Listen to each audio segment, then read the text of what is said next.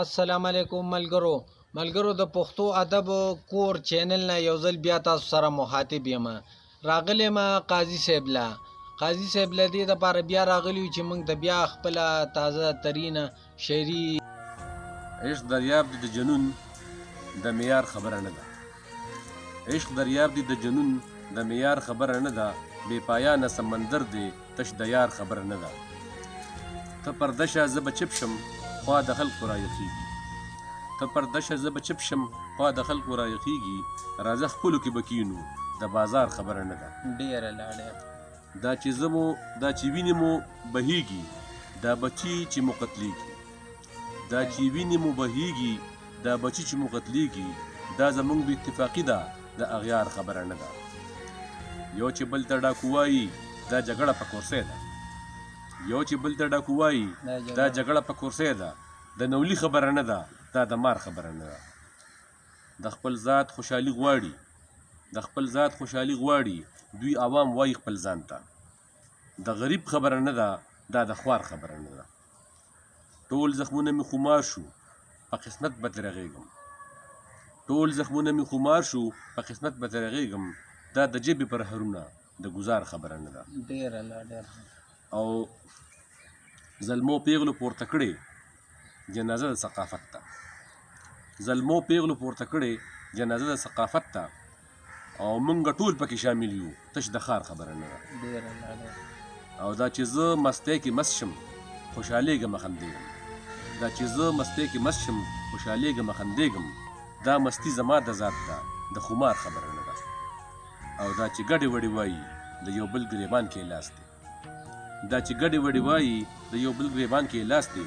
قاضي دا قصه د بنګ ده د چینار خبره نه ده. ډېره لا ډېر ښه تاسو خو د قاضي صاحب نه خوندور کلام واورېدو. خو د قاضي صاحب نه موږ دا تپوس کوو چې تاسو ته به آینده وړاندې وخت کې تاسو ته څه قسمه شاعري پیش کړئ. نو قاضي صاحب تاسو د زموږ مینوالو ته ووایئ چې تاسو به په روان وخت کې موږ ته د څه موضوع باندې داسې قسمه شاعري د مینوالو ته پوسټ کوئ. خبره داسې ده چې پښتو ادب خو ډېر لوی میدان دی او بیا په نثر دی او نظم دی او بیا په نظم کې خو دومره مختلف موضوعات دي چې څه حد دی نه دی معلوم. او موږ به کوشش به موږ دا کوو چې موږ تاسو ته په دې کې د ژوند په هر اړخ باندې خبرې پیش کړو. غزل نظمونه شو رباعیانې شولې په دغه باندې خو داسې وي چې هغه د حالاتو مطابق وي.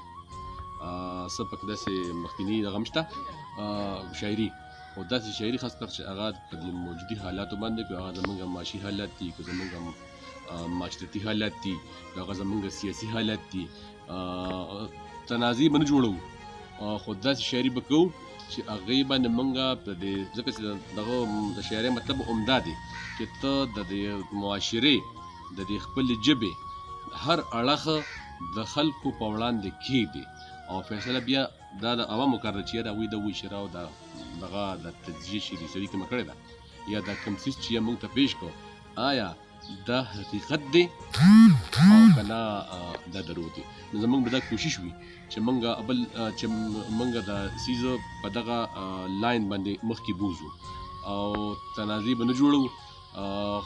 خبرې به ټولې د پښتو د ادب په فریم کې کوو. پښتو خبرې به داسې کوو چې د پښتو سره نږدې وي زموږ د اخلاقیاتو سره نږدې وي د اسلام په دایره کې وي د دې نه بهر نه وي. او دا کوشش به زموږ زیات وي چې د موجوده نسل څونه چې زموږ نه کیدی شي چې موږ د هغوی د اصلاح کوشش وکړو. ځکه چې داسې ده چې قومونه ډېر مخکې لاړل خلک ډېر مخکې روان دي او یو زموږ د پښتون قوم دی خاص کر دا نوي کول ډېر لوی ټیلنټ دی پکې. موږ زه خپله باندې استاد یم زه خو وینم هلکان وینم دومره قابل زموږ سټوډنټ دومره قابل دي او دومره ټیلنټ پکې دی چې حد یې نه وي معلوم. خو افسوس چې هغوی ډېر داسې دي چې هغوی په نیګیټیو اړخ باندې روان دي منفي اړخونو باندې روان دي او هغوی د خپلو صلاحیتونو سره خبر نه دي چې یاره موږ کې دا ټیلنټ شته.